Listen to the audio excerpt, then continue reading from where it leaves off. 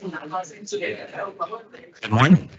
If you have not signed in with the QR code, please do so on your phones, tablets, whatever. Does anybody still need a few minutes? Or are you all signed in? All right.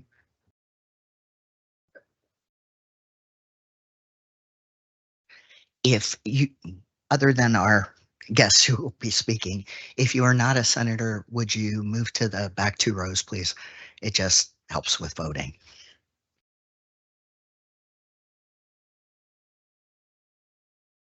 Yes, the opposite, obviously.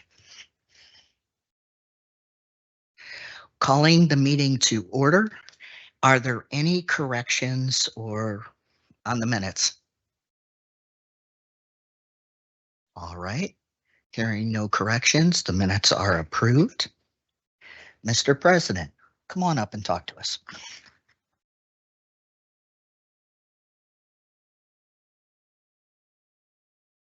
Good morning, everyone.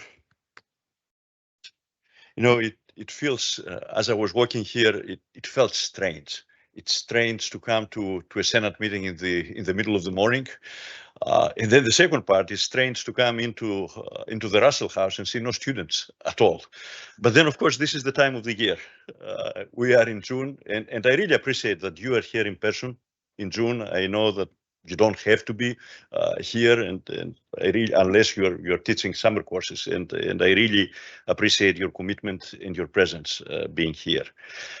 This is a quiet time on campus, but it's a very busy time at my office and in the administration, because this is the type of the year that, so to speak, we're closing the books.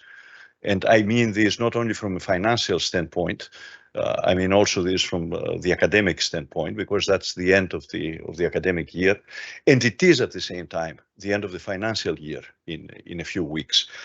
So making sure that that we have closed the books correctly, and we have the numbers that we need to report, and they indicate the strength of the institution. And at the same time, it's the time of the year that we finalize the plans for next year, and at the same time, the budget for next year. That's what is formulated right now, and we are going to present this budget to the Board of Trustees in 2 weeks from now. So it's really a busy year, the busy period of the year. Starting with money. To give you an idea, we continue to have a very strong financial position at the time that other institutions, even flagship institutions or land grant institutions across the country, they're struggling. At the same time, we anticipate a good legislative budgetary season. Already we have seen the intent. We have seen the intent from the House. We have seen the intent from the Senate. And now is the time that the two of them get together, they fight each other, and end up with one budget. So it's not over yet, and we will continue to advocate for an even better budget in the next few days. But the important thing from my perspective is, first of all, that this is another year that we will get tuition mitigation funds. These are recurring funds that we absolutely need, and will allow us to keep in-state tuition at the same level for the 7th year in a row. And that's important for our students, that's important for their families, and at the same time, it's very important to have the state contributing the funds that we need in order to remain competitive and at the same time protect the students and their family. I know that it's also the time that the legislative season is ending and has ended, and I know that a number of you in the past, you have expressed concerns about potential legislation that may affect tenure or may affect academic freedom. And the bottom line from this season is that we didn't have significant surprises. We didn't have any attack. There were discussions, right? And the legislators have every right to call witnesses and have discussions among themselves, but we didn't see any significant legislation that affects the basis of what we do, again, unlike what has happened at other states and other institutions. Speaking about revenue and budgets, it's important also to point out two key components of revenue, which are going beyond the state funding and the tuition. And we are about to close the books in development and in research. We are very strong. We had a very strong year in development. Just to give you an idea, during FY23, which was last year, FY23 in development was the best in 5 years. In fact, if you compare FY22 with FY23, we had an increase of 40% in terms of the donations that we have received. And this included last year the gift for the law school, the naming of the law school, because the agreement was made in June of last year. We didn't announce it until the fall as the donor wanted. This fiscal year, we're going to close the year with a 10% increase over last year's. And we are approaching fairly quickly a record time, a record number for the entire school, the history of the school. We have a great announcement tomorrow. I don't know if you have picked up some noise. We have a great announcement at the College of Engineering and Computing. So I know, and those of you I don't see engineering and computing today, but I know the faculty will be there, and that's another important gift. Let's put it this way. We also had an exceptional record year in research.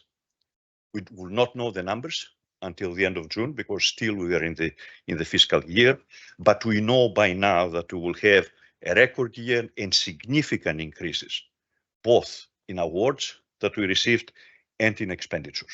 It's going to be a very significant year in our research component. Now, both of these sources are restricted. They're restricted in use. The donors determine the use of what we're getting from development. Frequently, they may be in terms of scholarships, it may be a professorship, it may be many different things.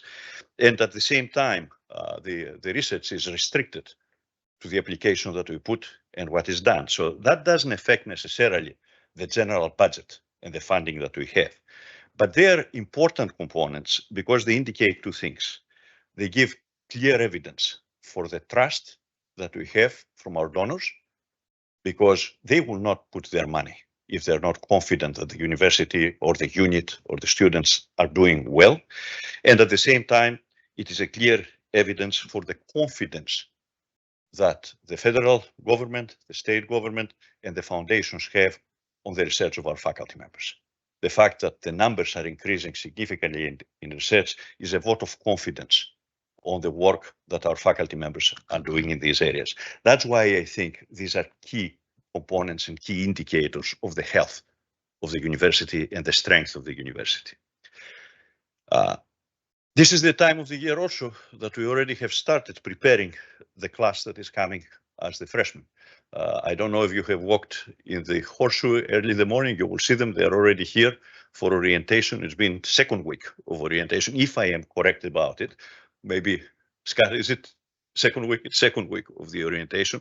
And we're trying to bring everybody in at the right point of time.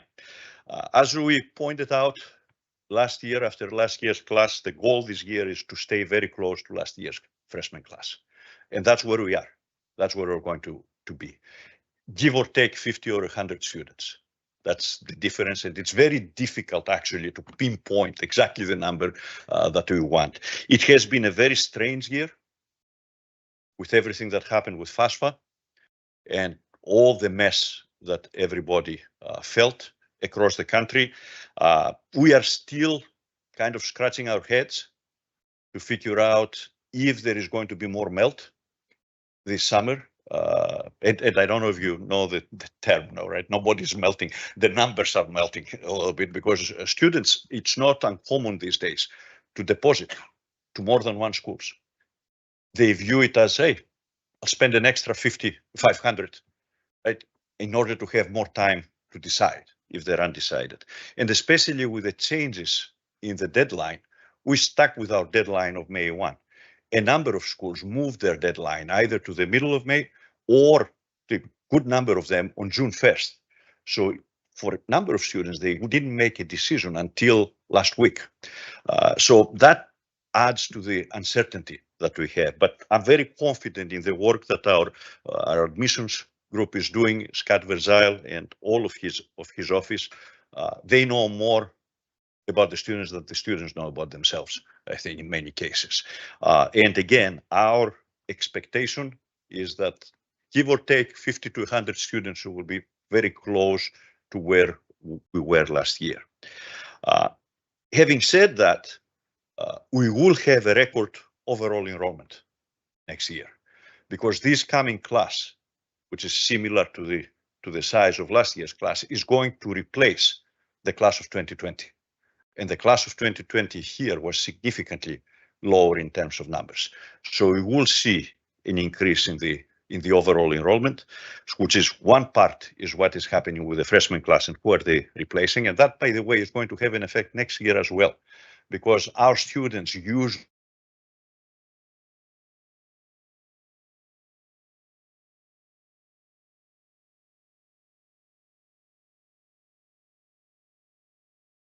the differences this year and next year. But also, we're going to have a record enrollment as well, because we have seen and we expect higher retention rates. This is great. It is great to have higher retention rates, because that means that we're going to have higher graduation rates when these students get to graduation. That's important. That means that we work with the students. We make sure that they are getting advised properly. We make sure that they take the right courses. We make sure, and you make sure that they are supported during the classrooms. And that's what we want. We want them to be successful in these cases. So I want to thank you for the efforts that you put in there, and we will celebrate an increase in our retention rate and our graduation rates. This is also the time of the year that we finalize facility plans. We're looking at a master plan.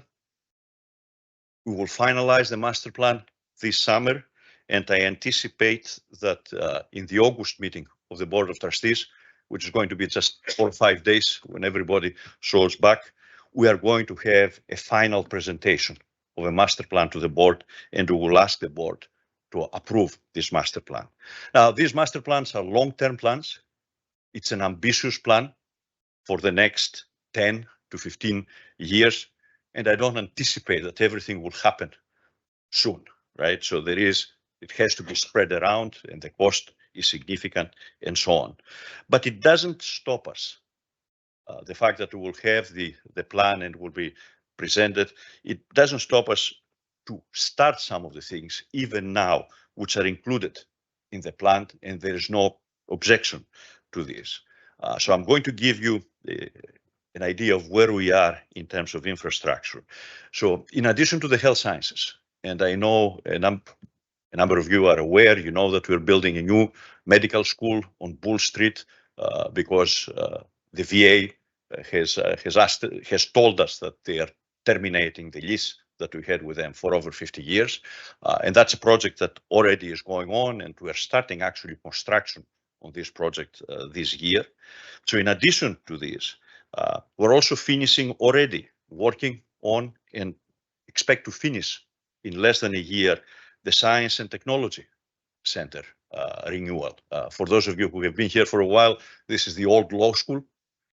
As you know, half of it has been renovated and has provided fantastic labs for our students, teaching labs. And now we're doing the other half of it, which will include also instructional labs and classrooms that they are needed in this area.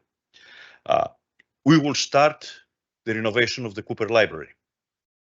A few floors of I believe it's 4 floors of the library that they will change, providing more space for the students to study there. The libraries today, the modern libraries, are places where the students go in order to find the place and find the opportunity to study together, to work together, to prepare together. If you walk into our library during the fall or in the spring, it doesn't make any difference. On a weekday, there's not a single seat that is available. And forget the exams period. For the first time last year, we provided the funding to the library to be 24/7 during the exams, during the week of the exams, and there were hundreds of students during the night. Think about it along the lines of the dorms, right? Where are you going to study? If you are in the dorm, you may have a roommate that doesn't have an exam for another 3 or 4 days, or doesn't have a homework, or different perspectives, right? So they need this space, and that was advocated by the students, and we are moving or starting with this, putting emphasis on their needs. We are going to go to the board asking for a new plan to extend the Honors College dormitory. Those of you who have gone back when this was built, this was supposed to have a pie size. It ended up with an L, because that's how far the money went. So there was not enough money to do the last wing, the third wing. And we are in a place right now that we can build the third wing of the Honors College, and especially with the growth of the Honors College, it's not able to have all the Honors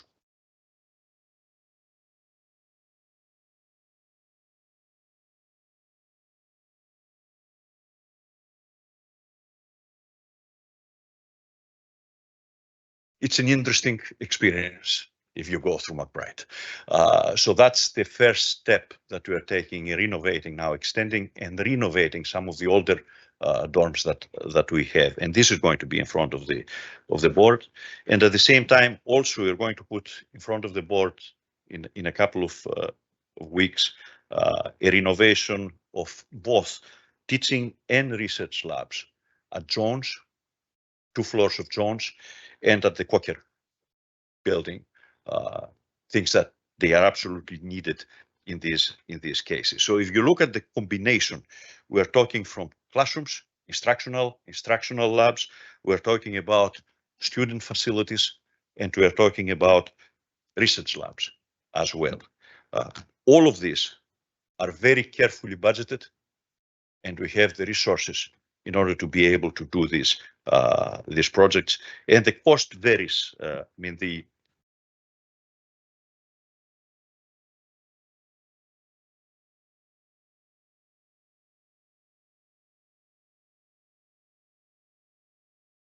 buildings, but it's important to do these renovations. But the most important infrastructure that we have, and you may have heard me saying this before, it's not the infrastructure, it's not the buildings, it's the people, it's the faculty, the staff that we have. I'm very excited with the progress that we are making in terms of hiring tenure track faculty members. We authorized 50 positions last year. I hope and I expect that some of them will show up in August. Some other units were not able to do that because it was late in the recruiting season. That's okay. We will do it next year, and we will bring these 50. And we are ready, and we have already the funds in place, and we have approving another 50 tenure track positions for academic year 25-26. We have learned from the process. We're going to have a faster process this time, so give the units the opportunity to go out recruiting early in the year. Part of the problem that we had was until we finished this was Christmas time last year, and was not a number of disciplines, as you know, they have different timelines in terms of when you recruit. So we'll make sure that this is done faster this year and give everybody the opportunity to do that. I'm looking for a faster process because I don't want to waste time.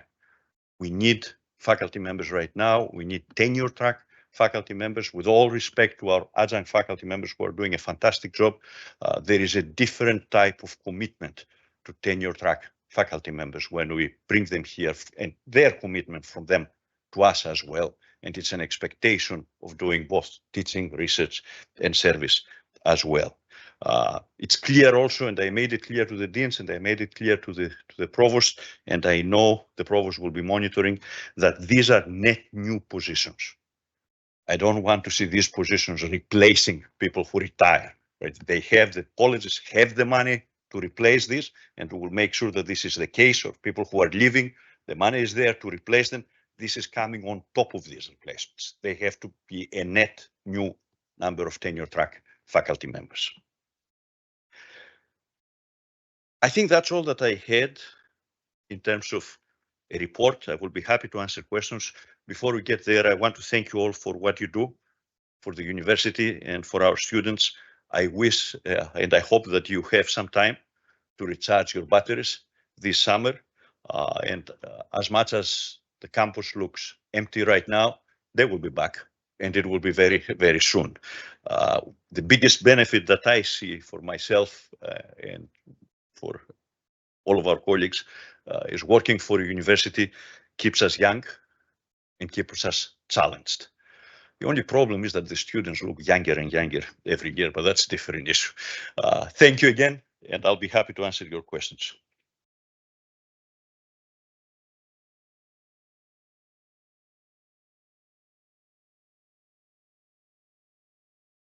Thank you.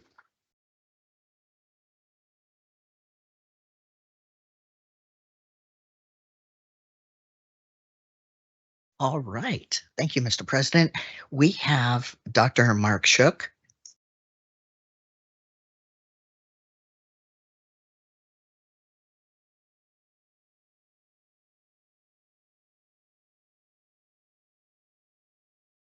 Today. Wonderful. Would you all come on up?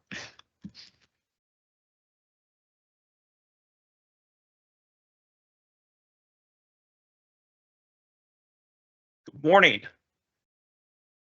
I appreciate the invitation to join you to talk about a conversation that has been occurring a lot, and that is the university and particularly student affairs response to demonstrations and protests on campus.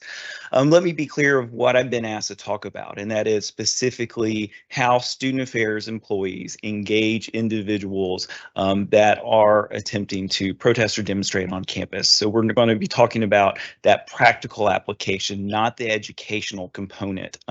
First Amendment education is typically under student affairs entities like the Leadership and Service Center. So we're going to be talking about direct engagement with individuals. I'm going to talk a little bit about the history of an organization called SEED, Safely Engaging in Expression Delegates. So I'm going to talk a little bit about that history, and then Kim, who oversees the building that you're in and we co-chair that SEED group, is going to talk a little bit about what that interaction explicitly looks at. So I wanted to start off with, where do we get jurisdiction to actually interact with individuals? And that is based on law and policy. So for us at the University of South Carolina, that's UNIV 6.00, which is freedom of expression and access to campus. Now, I wanted to start here because there's an important distinction that is an important distinction that you need to be aware of. So the way that UNIV 6.00 is structured is it's a box, and the protections differ on whether it's an affiliated individual, a non-affiliated individual. So someone that's part of the university community versus an outside person or speaker or group. And then on campus, all of it's on campus, whether it is inside or outside, because those protections differ based on that. And I think that's important. So for example, there's a lot more latitude when you're outside versus inside in traditional classroom expectations. We really don't allow much. So in terms of how SEED got here, you get to go back to that wonderful peaceful time of 2020 when the university was opening after the pandemic. And if you remember, we were one of the first to open. And on that very first day of opening, we had a street preacher who was leaving the Republican National Convention in Charlotte, and he had gone to the University of North Carolina to cause some trouble, but they were closed, but we were open, so he ended up down here. And that individual caused substantial disruptions. There were a lot of students that were highly upset that this individual was allowed to be on campus spewing the negative messages that he was. We ended up having another outside group come the next week, and it was the same thing. And what Kim and I realized, the university did not really have an organized approach to communicating with students who were upset in this process. So SEED was created. It's a volunteer organization. There is an extensive training. We do have a very robust relationship with law enforcement. But we realized that to be effective, we needed to interact with our students before, during, and after an event. So hopefully we will be able to work with our students. Again, so we're going to talk a little bit about outside speakers versus inside, but the vast majority of our work is with our student organizations that we know. We know their leaders. We can help them plan an event. We can help them plan a protest for counter protest. We can work with them before to help. And then during, we have a group of individuals that are at events in lanyards, able to speak with people like, why is this occurring? Why can't you stop? What are the bounds? We're actually able to interact and hopefully have some education during the event, but also afterwards. Because if there are individuals that have issues with what was allowed or what was not allowed to occur, these are individuals that have the training to talk to those individuals as well. So with that, that's kind of how we got here. The university is content neutral.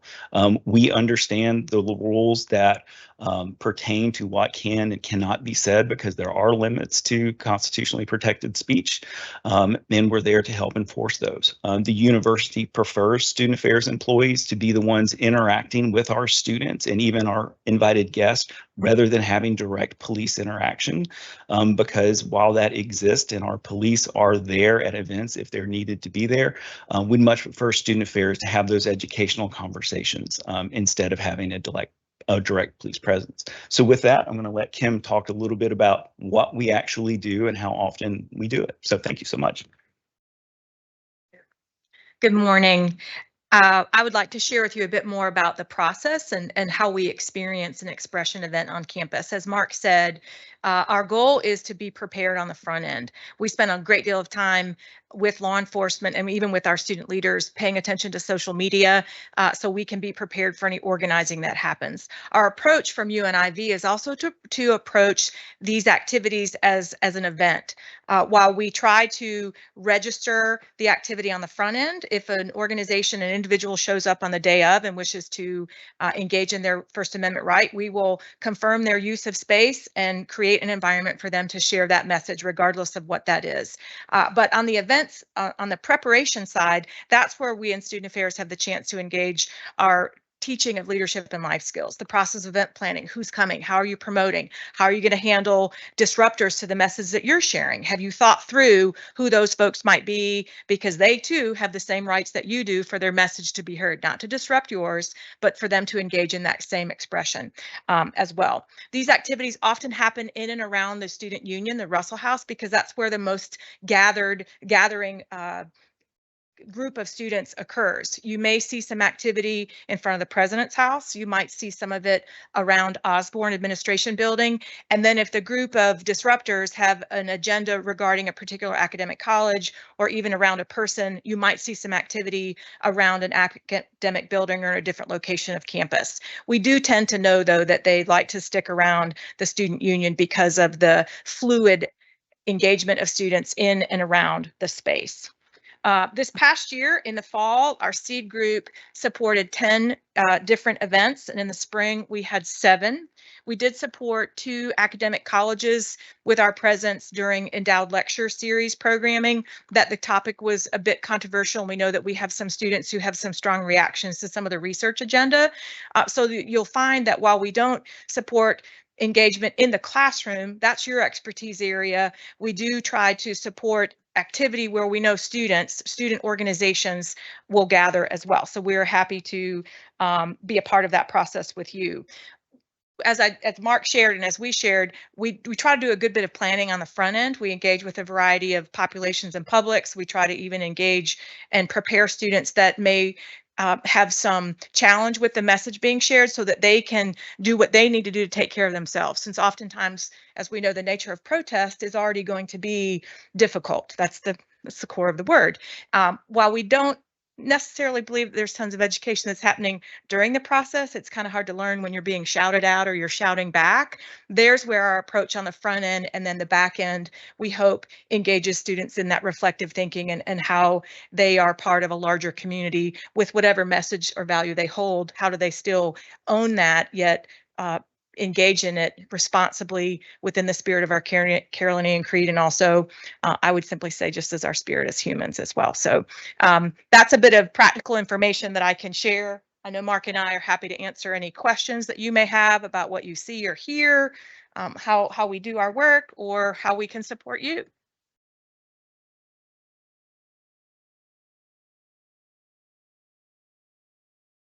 Apples Tavakoli College of Nursing. I was wondering, all of these events happened, most recent, is there any, compared to national, we see a lot of university has a lot of problem to handling protests, or as you mentioned, the process we have probably is much better than others. I see. Was any problem in terms of our student expressing, and if there is any problem on arrest, what was happening with it was a student, or if there was arrest, and what happened to those students? Yeah, and so let's be clear. The University of South Carolina, like many other universities, did have student activism around the conflict occurring in the Middle East. The vast majority of those were supported by SEED. We worked with students in planning those events. We worked with students in counter-protesting those events. We had lots of conversations around the university's approach to being content neutral, the university's approach to what the limits are. The vast majority of those were sponsored by student organizations that we know well, know their leaders, and were able to work. We did have one on the evening of the midnight breakfast. This was a group of individuals that we didn't recognize as being our students. They were in disguise. There was no student organization that took responsibility for that particular event. It was done inside, which again, when we talked about the limits, though we were instructed those individuals, you have the right to be here, you have the right to protest, but you have to be outside. We don't allow this inside. They refused to disrupt. Police were called. There was police action at the end, but that was it, and that was the one. The other organizations worked with, so we dealt with that. I'm not saying that we did it better than other institutions. We did it as best we could. We did have students on both sides of the conflict that were hurt by what occurred. But again, we had to follow the law, and that law had to be content neutral. So thank you. Thank you.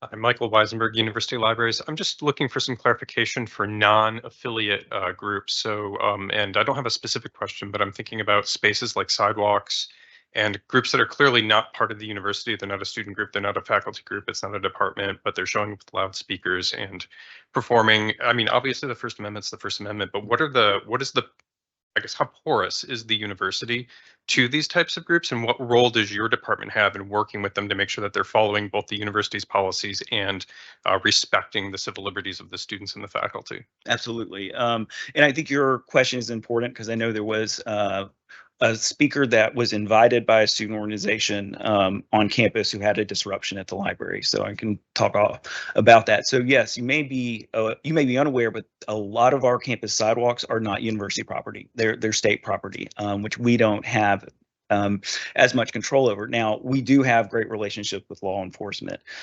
So if an individual is causing a disruption, like if they were, not allowing individuals to move past or blocking, we would use police action to move those. So while we do have control over our spaces, we also have regulations. If somebody's having large amplified sound that's impacting, an ability of a classroom to function along those lines, we would most likely move that person.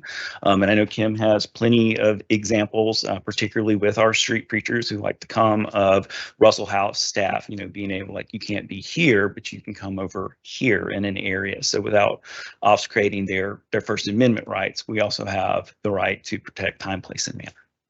Great, thank you. Rebecca Stern from the Department of English. I was wondering about, I had heard some about the protests at the Russell House at the midnight breakfast, and it is my understanding that the students were subsequently there were 2 students arrested, and they were arrested off campus. I know that Chief Wojcik is going to be your next speaker. So if it involves police action, Okay. I would defer to him. Okay. I was curious about what had happened to those students. Sure. And whether there was anything that had happened on the other side as well. Sure. And there were concerns. I mean, the AUP chapter was concerned. They had conversations with us and the president, making sure that we understood the joint statement for rights and students and freedom, and we do. So some of those have been addressed by faculty very clearly. You okay if I just jump in while we continue this train of thought, because I've actually been asked to talk about the. I was actually asked to talk about the change in. I was actually asked to talk about the change in the state law regarding concealed carry. As far as those two students, they were actually arrested on campus by the officer just a short distance away from the Russell House. The charges were subsequently dropped by the officer before prosecution.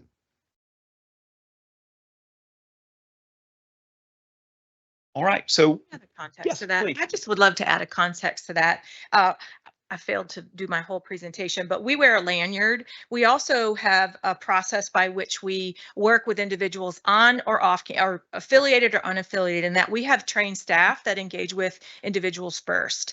We try to do that 2 times. Once is sort of, you shake your tail feathers a little bit, you get noticed. We're like, hey, you know what? You got to allow speech to occur. Or do you know that if you actually interact with and physically touch the speaker, you actually could be the one responsible for infringing on their rights? So we do a few approaches before we engage law enforcement. Again, our priority is education. That's even with a professional street preacher. We have done this for many, many years, and we know what their agenda is. And our intention is also to teach students to walk away. If we can even go back to the you see something, say something, we're really flipping that as if you hear something and it doesn't really agree with you, move on. Maybe talk about that with your friends at dinner that evening. What did you hear? Did you believe that? Do you think that's accurate? How would you learn more about that cause or that other side of what you think or process? Because again, we do recognize that there's not a great deal of learning that's occurring during the process of a protest.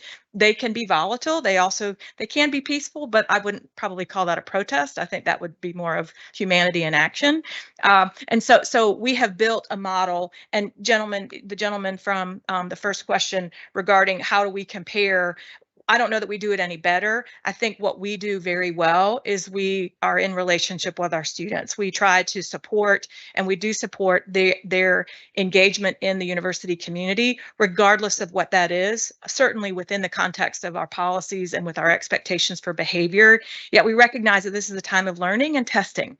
And when we approach it with a process regarding an event and a good plan and a good execution mindset, it is going to work out a little bit better than a free-for-all of just showing up and hoping for the best. And because our students trust that, they do come to us when they want to have a demonstration, they want to do a march, they want to do another demonstration type activity. Because they have a good mindset, it allows for us to be more prepared and better able to support the professional preachers that show up.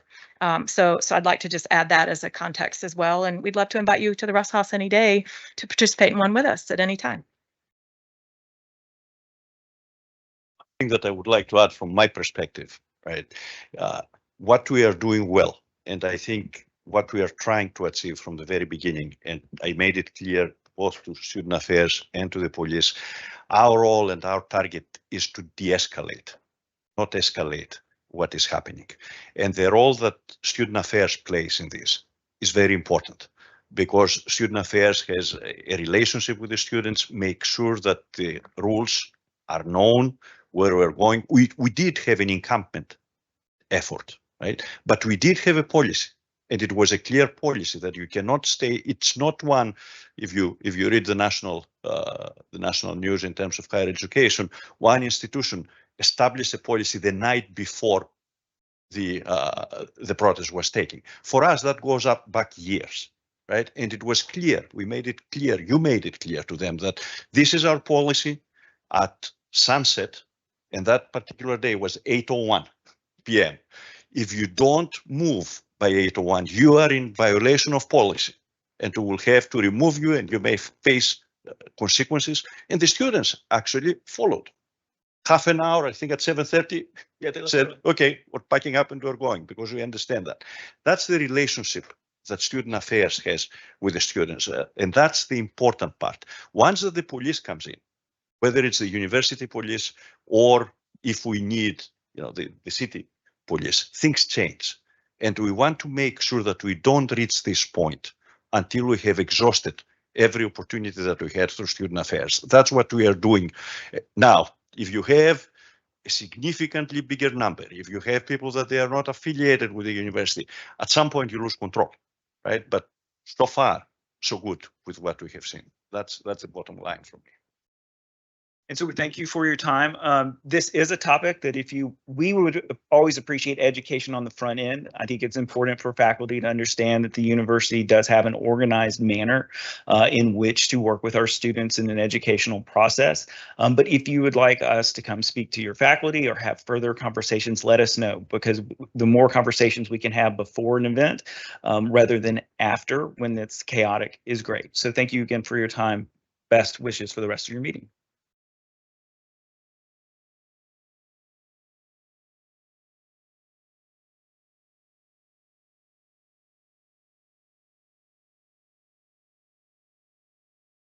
Thank you very much for taking your time to come and talk to us about that. And thank you for your comments, Mr. President. We now have Chief Wukenik. Am I saying your name right? Chris. Chris. All right. Chris is going to talk to us as the Chief of Police, and Wayne invited him particularly related to the open carry law that's gone into effect. Good morning, everyone. Before I get on to open carry, let me just, I think, close out the last discussion a little bit with my thanks to Student Affairs. That they have been amazing partners.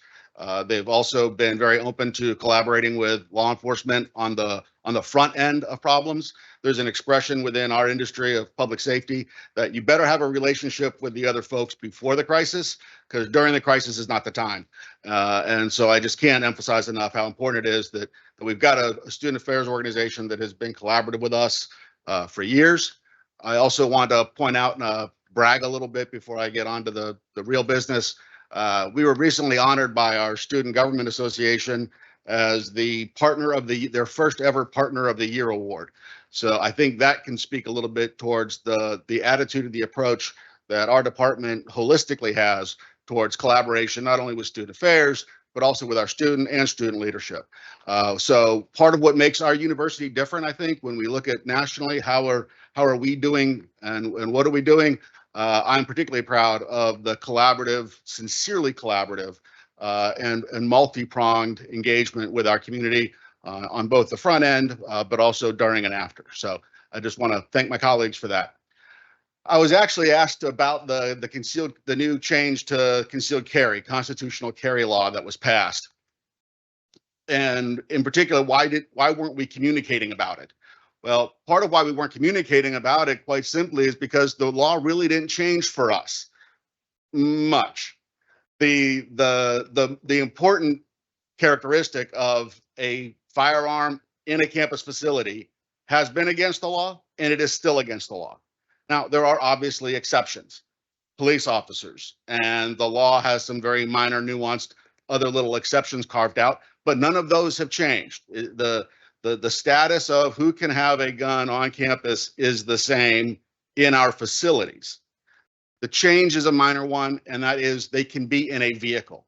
Concealed weapon permit holders had always been allowed to have a firearm in their car. So really what the law change impacting campus is it opened that up for others to be able to have it in their vehicle. So that's really part of why we weren't really communicating about it, is because I apologize. I didn't perceive the concern because nothing had changed with our community, but that's the status of the law. I was also asked, though, about what you should do if you observe someone on campus with a gun and if you should engage. I don't remember exactly, and I apologize for how the question was worded. But what I want to ask you to do is to not engage in that situation. That's the role of law enforcement. We have the authority as police officers to engage with that individual and physically detain, identify, figure out what's going on, escalate if the situation requires it to an actual arrest. If it is disruptive to your class, if the presence of that gun, it's quite frankly, I'm carrying one. I have carried one every day of my life for almost 30 years that I've been serving this campus, but you don't see it. It's not disruptive to you because I'm carrying it the way I should, which is concealed, but still available to myself. You may happen to see me at times. I carry it in my waistband. but I also either have my badge or my ID and handcuffs with it, sort of clear that I'm a police officer. Hopefully it's not disruptive. But if it is disruptive to your classroom, someone has a weapon and is disrupting the class, I encourage you to manage and be responsible for your classroom. If you feel it's necessary to dismiss the class and then report to us, who was it? What was the situation? Let us review it after the fact and identify who the individual was, if there was in fact a violation of law. Even if there wasn't a violation of law, we can find ways to educate and address the situation and hopefully prevent any further occurrence. And then, of course, on the other extreme, if a gun is being brandished, someone has it out, they are threatening, that is an emergency. We need phone calls to 911. We need you to take action to protect yourself and others if you're capable, and allow that immediate police response to address that threat that's present in your space. I think that covered the questions that I was presented with. Are there any others that weren't asked in advance?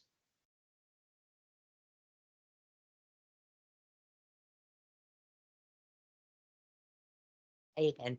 Yes, ma'am. Rebecca Stern from the Department of English. I was wondering about the public streets.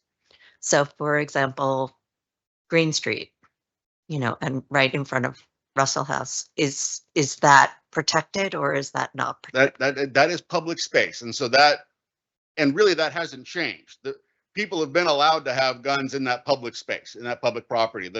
The constitutional carry changed some of the how it can be carried, but quite frankly, it's even up until this change, it's been lawful for someone to be on the sidewalk with an openly displayed, openly carried handgun or a rifle or another firearm. That has always been legal. The slight nuanced change is that without a concealed weapons permit, someone could have it concealed on their person. But South Carolina passed what they call open carry a number of years ago. So fortunately, our community isn't that. We haven't experienced the issues with that. We haven't had those calls or those issues. We do get it periodically throughout the year. Someone will be seen with a rifle. Sometimes it's been ROTC. Sometimes it's been a hunter who was putting it in their car. Sometimes it's been somebody who had a prop and it was actually from a production that they were working on. So there's a number of different reasons why we've been called to these throughout the year. And when we get called, we have the appropriate response, and thankfully they've all been handled very constructively. Thank you. Well, thank you all.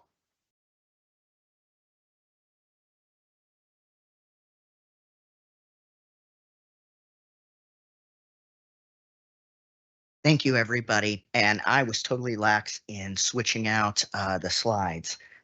Wayne had asked folks if they had questions for the chief. Those were posted to the Senate site under today's meeting, so check them out there.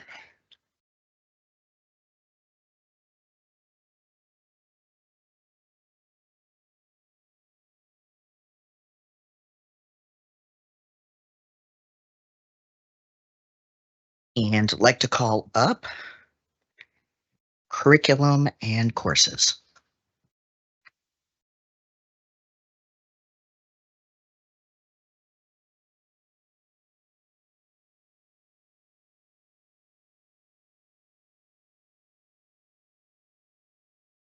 Curriculum and Courses brings forward 27 proposals from its April meeting and its follow-up. There are 10 from the College of Arts and Sciences, 1 from the College of Education, 2 from the College of Information and Communications, 1 from the Joseph F. Rice School of Law, 9 from the School of Music, and 4 from the Arnold School of Public Health.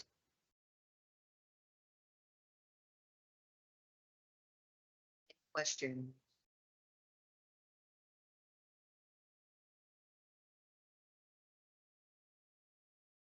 I am throwing around microphones.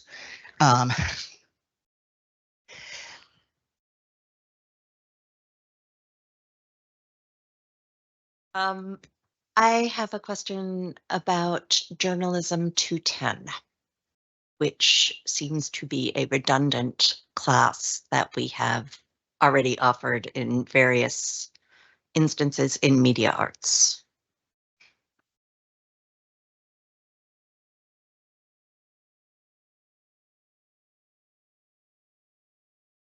Rebecca, what is the question, please? Well, I suppose it's an objection or a question. I mean, if it's a question, then it's how did this get passed if it's a redundant class?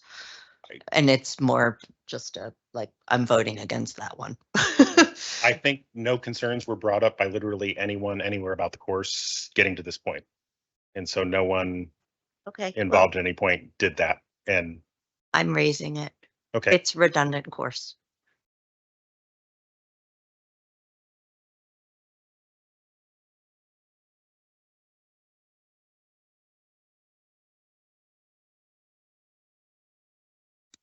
Do you want to divide that course out to vote on separately from the rest of it?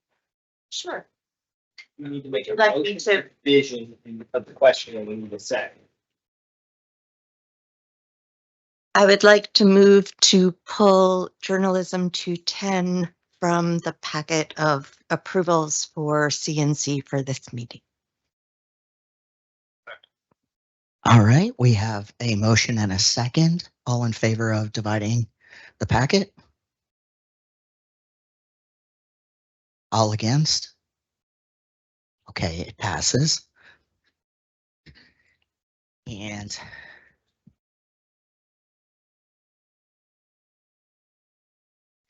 let's take up the whole bundle first. We have it coming from a committee, so it's got a motion. It doesn't need a second, correct? It doesn't need a second. So all in favor of approving the packet that's separated out? Debate. Okay. All right, I'm sorry. Discussion of that particular packet, except for the journalism course. All right, all in favor of passing that separate out packet? Any against? All right, that passes. Back to journalism please do. is there some way to mute the screen while I go through my email to do this? I'll go into your email. But yeah, I get that.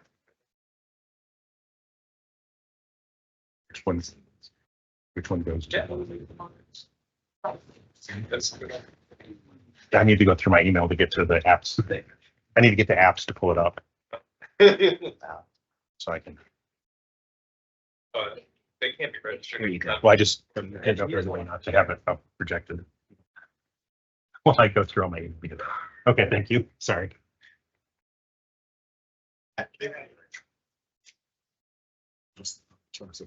Yeah. Oh, no, you're fine. Yeah.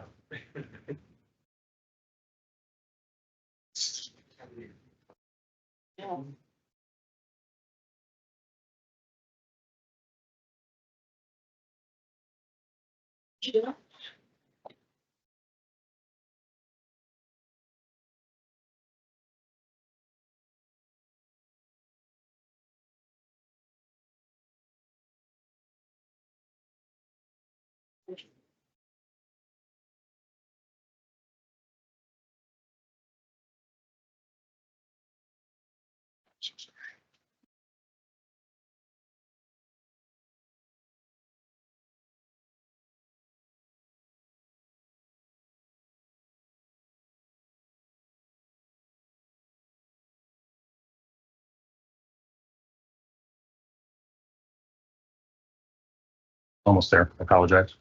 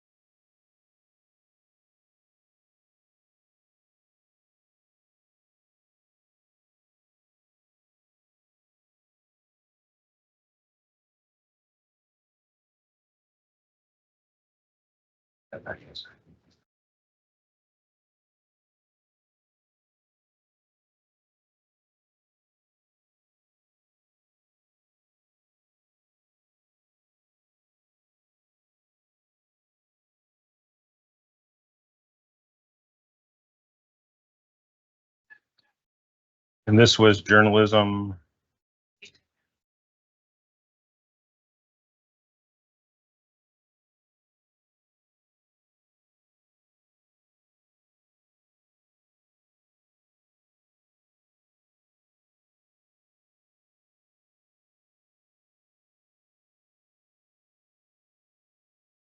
Journalism 210 is entitled Media Literacy. It's an introduction and refinement of media literacy principles, concepts, analysis, evaluation, and skills, including developing an aesthetic and interpretive understanding of media. The approval process for this began in the School of Journalism, went through distributed learning, back through information communications, the registrar, journalism head, distributed learning, blah, blah, keep going because we had some revisions.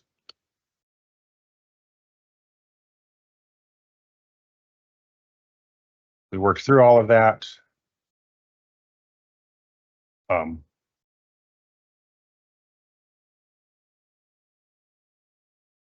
were some revisions in regards to the face-to-face qualifications, but it does not seem that there were any other issues raised anywhere along that approval process to get here. I could open the syllabus if anyone wanted to see that in particular. So Mark Minette, faculty senator in English, and I'm jointly appointed with the Film and Media Studies program. So I just would like to see this. I guess I'd move to return this to committee. A similar course from journalism titled Media Analysis came up several years back. There are a few differences. I don't see, but we had conversations, and it was also an AIU course.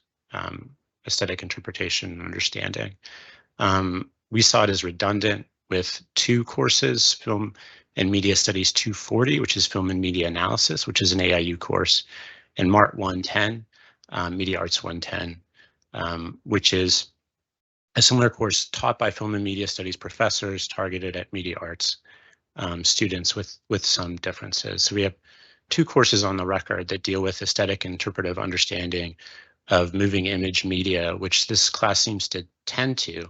I noticed that they did change the textbook from a media studies textbook to these media literacy texts, but in terms of an AIU course, that seems to be covered in current offerings. Can I ask Brian if there is a letter of? I don't believe there is, and I don't believe this is. I think it was originally put up for AIU, and it is not now AIU. But it still has that in the academic bulletin description, correct? The aesthetic and interpretive understanding of media. I mean, it might use those words, but I don't think it. So if it is a media literacy class of some kind, I think that framing needs to be reinforced. I am concerned that no letter of acknowledgement, I guess is the standard now, no letter of acknowledgement does not appear was solicited from Film and Media Studies or Media Arts when there are obvious areas of duplication or overlap between the two units. I looked at the syllabus. It's not clear what the media are that they're going to be analyzing. In the previous version of this class that was submitted as media analysis, if you looked in the syllabus, you found scholarly articles on films. So I think this needs serious consideration, reconsideration, and I'm sorry I didn't notice this beforehand, but I'd be happy to contribute to that process. Mark's motion to send it back to committee needs a second. Okay, we have a second on that. That's the motion that's being debated now, whether it goes back to committee or not. As the only senator from the journalism school, I wasn't directly involved in this course, although I heard about it. My understanding is that the course is meant to be more open to not just journalism students, but across the campus for media literacy in the more general sense in terms of understanding how media work, including news media, and how to understand and recognize bias and those sorts of things, those sorts of issues. That's my understanding what the purpose of this course is as compared to a film analysis or something like that. Yeah, I mean, whether the syllabus says that Right. correctly or not is a different story, but Yeah. that's the intention here. Thanks, Eric. I guess I would just say I'm not comfortable with. I think we should be uncomfortable with moving forward on it unless and until that intention is clear in the bulletin language and what's approved by the Senate.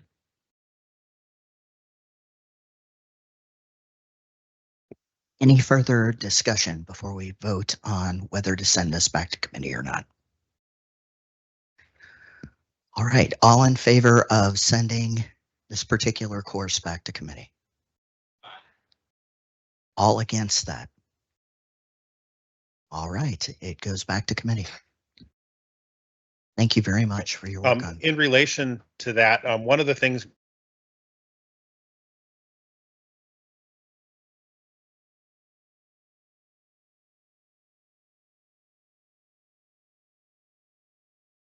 is historically there were letters of concurrence that were required, and letters of concurrence had the problem that they were viewed as giving departments on campus vetoes over what other people wanted to do, and now they are letters of acknowledgement, which sounds almost wishy-washy in the other end.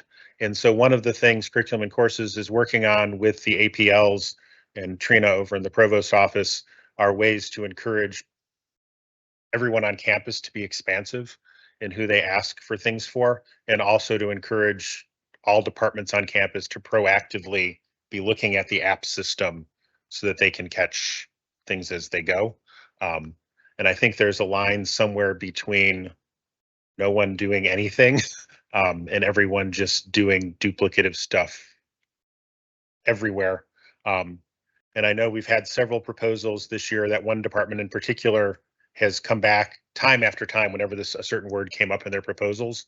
And every time they worked, it came up in advance and they worked with another group on it. I think things were stronger for that. And I think the only problems we really run into is if you want to get something in a fall bulletin, it needs to be approved by October. And if you want something offered in the fall, it needs to be approved now. And if it's not, it gets kicked down the road if something like this happens. And so I encourage everyone for all of time, for Pete's sake, don't wait till the October CNC meeting and don't wait until the April CNC meeting to try to get your things approved. Because if something comes up, there's not another month to save it. Thank you.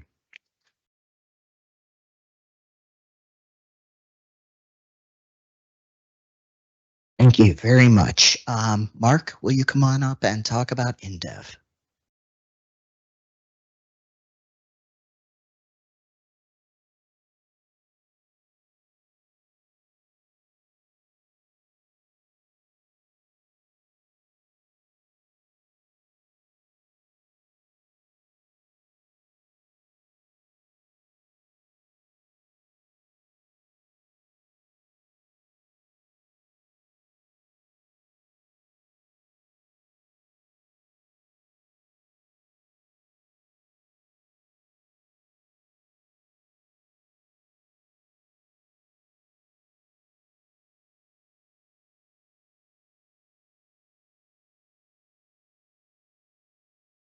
Okay.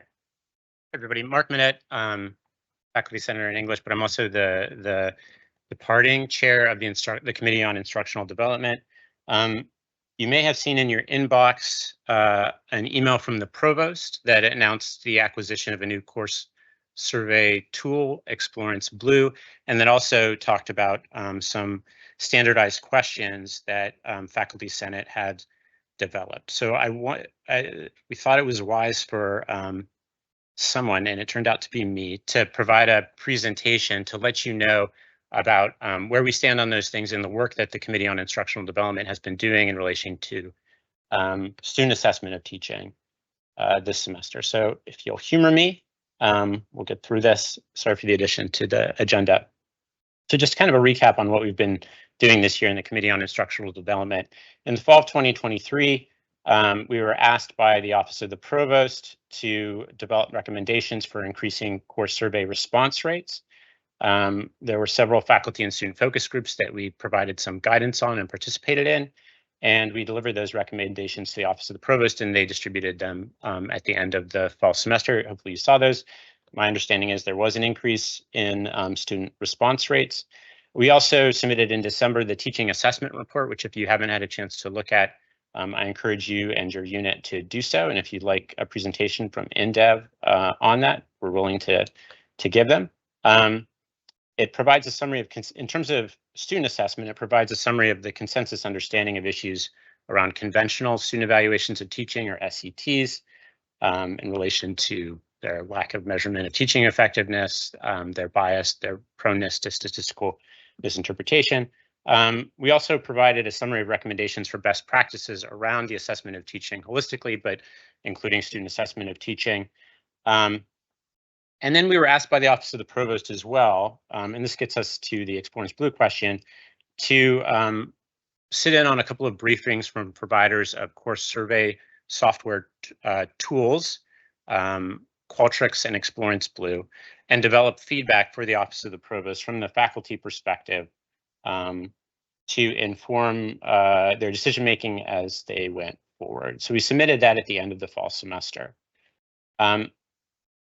In the spring 2024, we're working on the teaching assessment report follow-up or follow-through. We're working to develop improved guidelines, policy, and potentially faculty manual language with representatives from InDev, the University Committee on Tenure and Promotion, and the University Committee on Professional Track Faculty.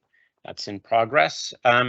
We were also asked to participate, and I, in my role of chair, served on the course survey tool procurement committee and engaged in that process. Another member of InDev, ex officio member, Latrice Ratcliffe Small from OIRA, also served on that procurement committee. That procurement process is now finally complete, and hence the announcement that we'll be using Explorance Blue. So just from the perspective of InDev, why we ended up being supportive of Explorance Blue when we were asked to give feedback in the fall is that it's prepared to provide services that align with best practice. It seemed best prepared of the options we looked at to provide services that align with best practices that the teaching assessment report identified, including the integration of peer, student, and self-assessment. And if you look at the materials they shared with the committee,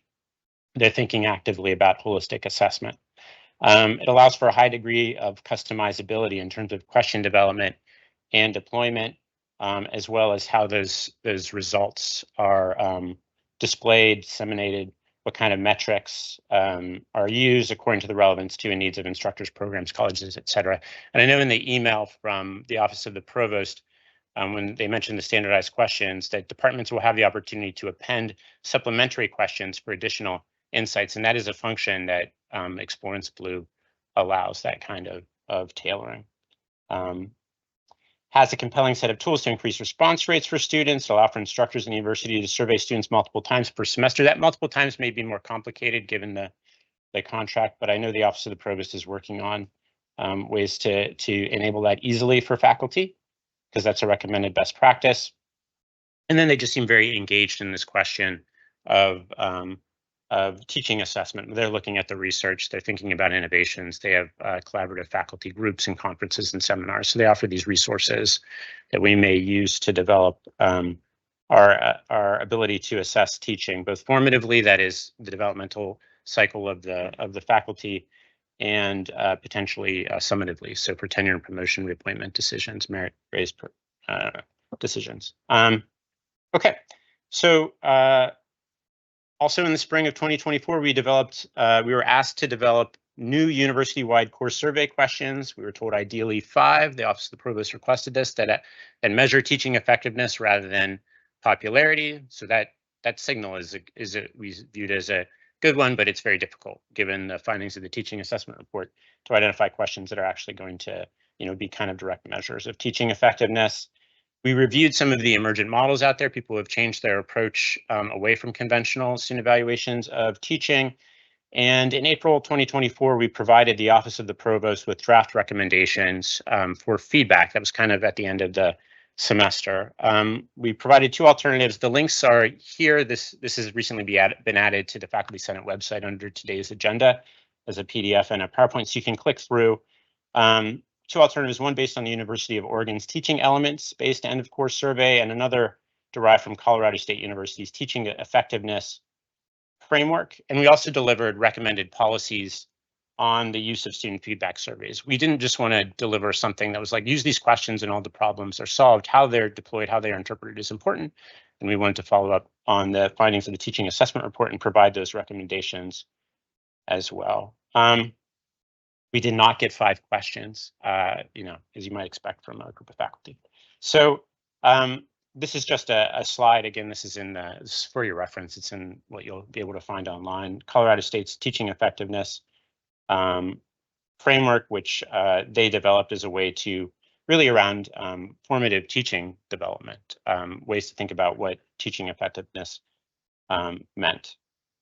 Okay, where am I? The recommended policies, they're here. You can look at these. The relevant parts are highlighted. You might wonder why in composing these I didn't just use the highlighted parts, but that's my issue. There's 8 altogether. I do encourage you to look those over if you get a chance, or take the time. Take the time to look them over. So the Office of the Provost expressed a preference for the Colorado State University derived questions. They provided feedback for revision. They took it to kind of a survey expert to see ways to improve, make the questions clearer or legible to students. Recommended that INDEV conduct some talkbacks with students to gather feedback. And this is something that the next year's co-chairs, Stephanie Armstrong and Kuni O'Hara. Stephanie is working on that this summer. She's in nursing. And then sorry for the working with INDEV to set up pilots with units for fall of 2024. Trying to identify units that would be willing to pilot the draft questions. Here are the draft questions. And the rating scale for them is there at the bottom. Hardly ever, occasionally, sometimes, frequently, almost always. So this is a blend of what was called the IDEA approach and the Colorado State University framework. Again, you can look these over after the meeting. I don't want to take up too much of your time here, but they're derived from those colored boxes in the teaching effectiveness framework. The addition would be the how many hours per week did you dedicate to this course, both inside and outside of class meetings? And that was something we saw pretty much across the board in all the emergent models. That kind of shifts accountability towards students, but also is useful information for faculty to have, for the university to have as well. Okay. I talked about all that, so it's a redundant slide. For 2024-2025, projected INDEV work on student assessment, collaborate with the Office of the Provost on piloting and implementation of Explorance Blue. Send feedback from the fall pilot, Faculty Senate, or seek feedback from the fall pilot, Faculty Senate and stakeholders on the draft questions, finalize the question recommendations, and then continue the collaborative work on updated guidelines, policies, and manual language around student assessment and teaching assessment more broadly. So that's what I have. Laura, let me know, did I miss anything? Okay. Yes. Got my notebook. It's Abbas Tawakoli, College of Nursing. I was wondering the software you were looking at compared to the one we're using right now, Class Climate. How different it is, because Class Climate, and who's going to support all those? Because Class Climate, for each unit, they set up for you and automatically goes to your Blackboard, now Ultra Blackboard. So with this new software, how different it is and how easy it is, and who is going to be responsible for setting up and doing all those That man right there, Michael Phillips. He's going to be responsible for setting it up. but it will be, there will be set up at the unit level as well, with unit level administrators working in collaboration to get the most out of this. I mean, you can help me out here, but it should be a much better, more effective process for, in terms of getting it on Ultra, students having multiple ways to take the course surveys. Good morning.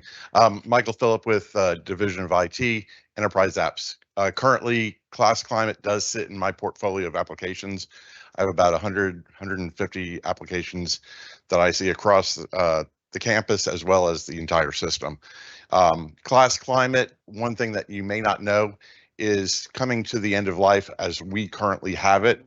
Class Climate has been around for 18 years at USC. So we were already beginning the approach to what does that mean to transition off. And it worked kind of in conjunction with the Provost's office. Just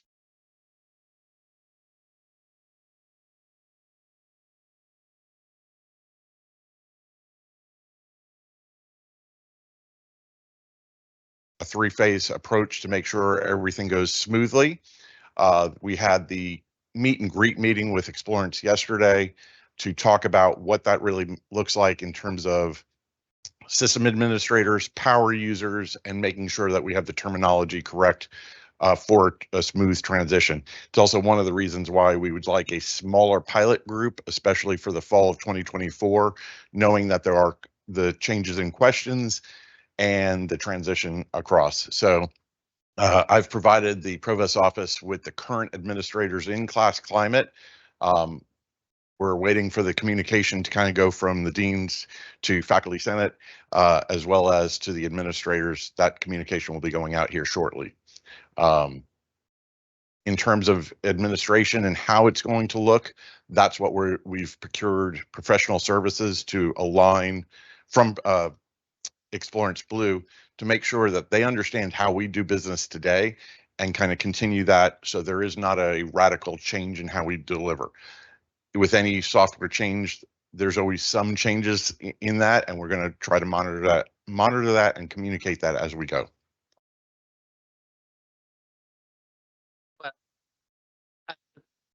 I guess you are trying to pilot, but I'm just concerned about, for our unit, College of Nursing, we have a lot of clinical, we have a lot of co-teaching, and we have a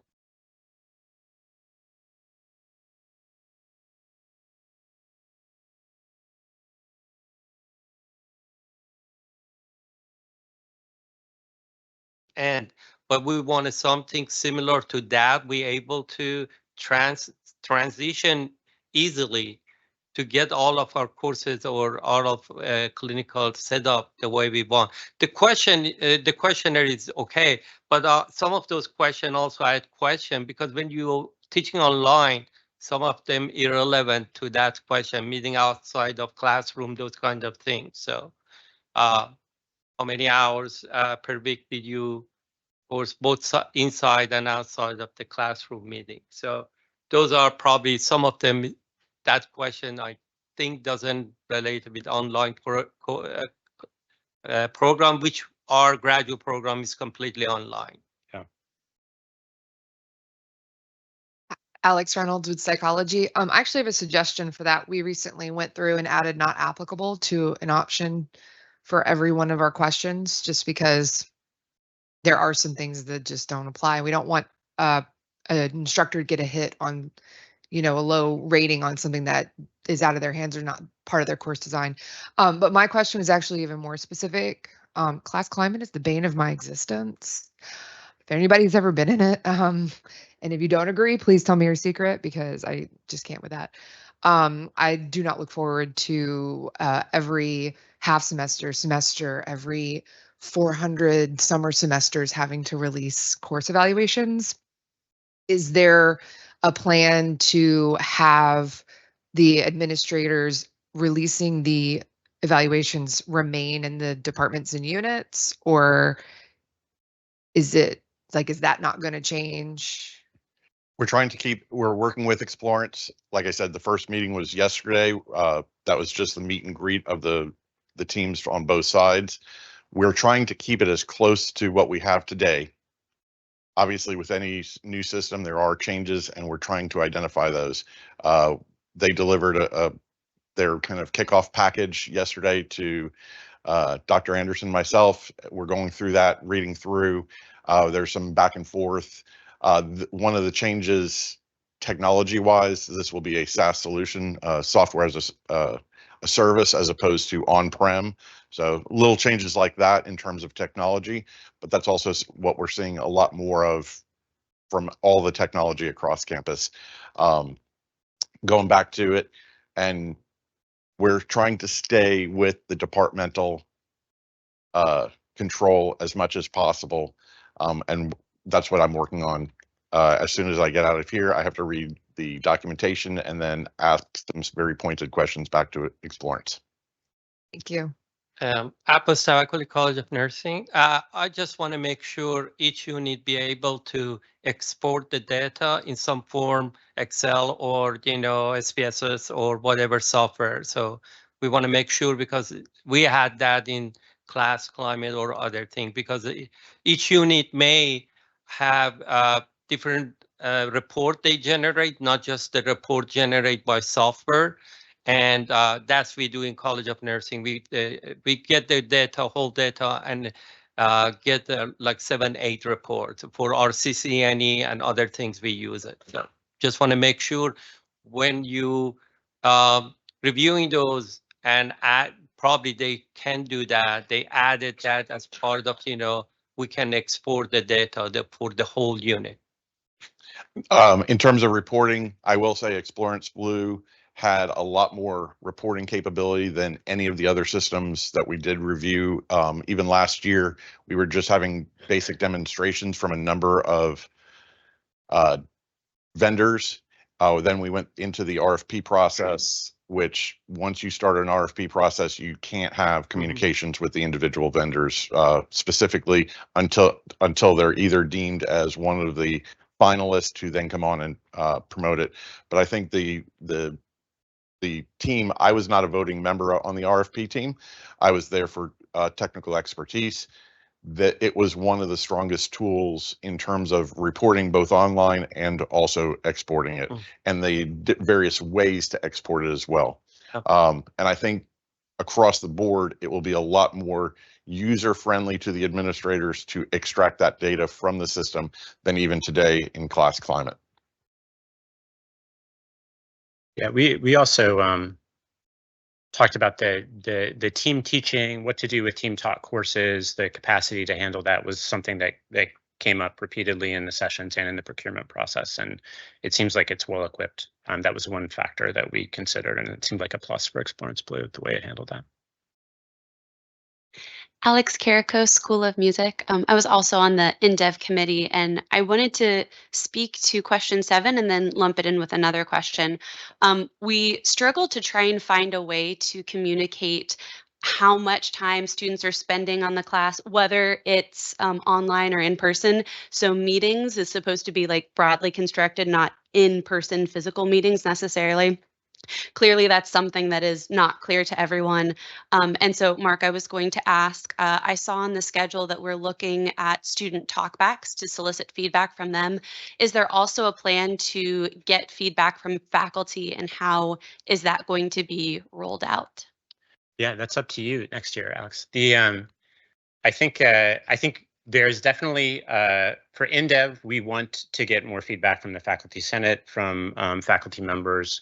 More generally, this was just kind of like an email has gone out. We wanted to give you some more information about it. Maybe I gave too much information, but but I think that's stuff we do want to hear and make adjustments. We tried to develop the questions with all courses in mind. It came up as well, and so that was kind of our solution at the moment. And as we pilot it, we'll see if it works. One interesting part of Explorence Blue, and I don't know, I don't want to complicate Michael's job, but it does. They made a point of saying that they can deploy modified questions depending on like the modality of a class, right, and the unit of a class. So if you have an online class, you could have a version of question 7 that it automatically assigns based on a toggle about its modality or a button that you you press that's slightly different, right? But gets to the same point. So. Bree Dunn, College of Pharmacy, and I was wondering if I could ask a question as a guest. So from look of these questions and also the team taught courses from College of Pharmacy, as mentioned in nursing, these seem to be a hybrid mix of some course specific questions and also instructor specific questions. And so what would be the look of that down the road? We do a course specific evaluation and then 14 instructor evaluations as an example. So is there flexibility to split these as applicable in the appropriate evaluation, or because the instructor would be 14 instructors in one course? And so how you kind of weight the number of questions in each? Yeah, and thank you for that question, Bree. And you'll be on InDev next year, so you can help solve it. I mean, this speaks to we've got a complex set of colleges, right? Units here that do teaching in lots of different ways. So it's a real challenge to have a shared set of questions that don't rely on an approach that's kind of the rate my professor. I don't want to say too much bad about our current approach, but like what things that were found problematic about student evaluations of teaching kind of conventionally. And so I know that I don't know what the flexibility is going to be like in terms of policy in the Office of the Provost. It's interesting to hear that you have one, you probably told me this already actually, that one assessment for the course and individual ones for the instructors. I think that might be something that in the setup for Explorance Blue, they could distribute questions in that way. But also, I'm going to say hit on this, which is important, is that we now have the opportunity for units to add questions beyond that are tailored, and even for instructors to add questions approved by, say, like a teaching committee in their unit, to add questions that are specific and tailored to their needs. You know, ideally within a set of parameters informed by best practice, right? So that we don't just end up replicating things that are problematic at the unit level in relation to findings about student evaluations of teaching. But does that answer your question? Maybe, yeah. We'll see. It's going to be a long process. Yeah. Although it has to, on the Explorance Center, it has to happen by. First evaluations by November. Yeah. For the pilot. And then for every university-wide, it's by. Sorry, by June 30th of next year. 2025. All right, give me the hook. Yeah. Thank you very much, Mark. And Michael, thank you for coming and answering those questions. Now we're on to old business.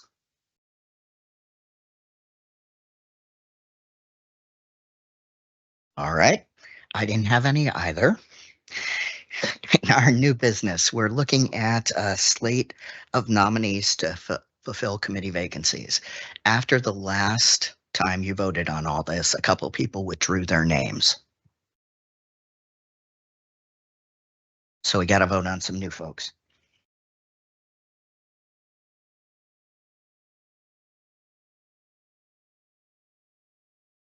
And here we are.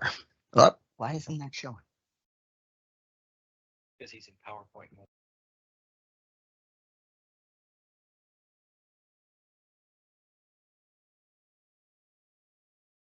All right, there we go.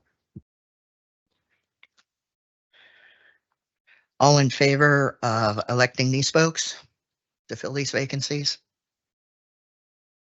All right, anybody opposed? All right, we got them full. Very good. And is there any other new business that we weren't? Folks need to bring up? On we go. Our next general faculty meeting is September 4th at 3. And then our next Senate meeting is September 11th at 3, and that will be here. And that's all we got, folks. Thank you very much. Have an awesome summer. Oh, I'm sorry, I don't. Yes, for the good of the order. Sir?